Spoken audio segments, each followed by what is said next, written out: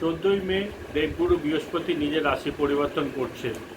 বৃশ্চিক রাশি লগ্নের জাতক জাতিকাদের ক্ষেত্রে অষ্টম স্থান দিয়ে বৃহস্পতির এই গোচর হচ্ছে।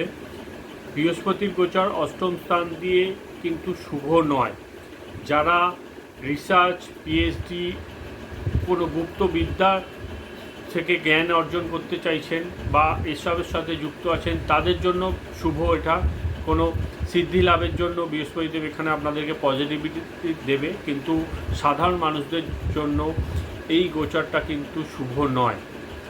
প্রথমেই বলবো, বৃহস্পতির আপনাদের দ্বিতীয়পতি ও পঞ্চমপতি হয়ে অষ্টম স্থানে চলে এসছে, দ্বিতীয়পতি হয়ে অষ্টম স্থানে চলে এসছে। এক্ষেত্রে আর্থিক দিক থেকে কোনো ভুল নির্ণয় আপনারা নিয়ে ফেলতে পারেন। বুদ্ধির ভুল প্রয়োগ, সঠিক প্রয়োগ আপনারা করতে পারবেন না, কোনো ভুল নির্ণয় নিয়ে ফেলবেন।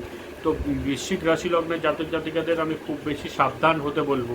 এখান থেকে বসে বৃহস্পতি দৃষ্টি দেবে আপনাদের দ্বাদশ স্থান, দ্বিতীয় স্থান ও চতুর্থ স্থান। প্রপার্টি রিলেটেড কোনো ভুল ইনভেস্টমেন্ট আপনারা করে ফেলতে পারেন।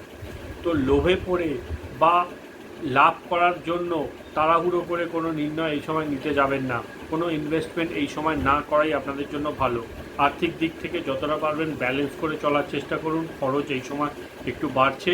পরিবারের দিক থেকেও কোনো সমস্যা, প্রবলেম কিন্তু আপনারা ফেস করতে পারেন। তো বৃশ্চিক রাশি লগ্নের জাতক জাতিকাদের জন্য একটু নেগেটিভ সময় এখানে আসছে। আপনারা চেষ্টা করুন যতটা পারবেন সাবধান ও অ্যালার্ট থেকে সময়টাকে কাটাতে।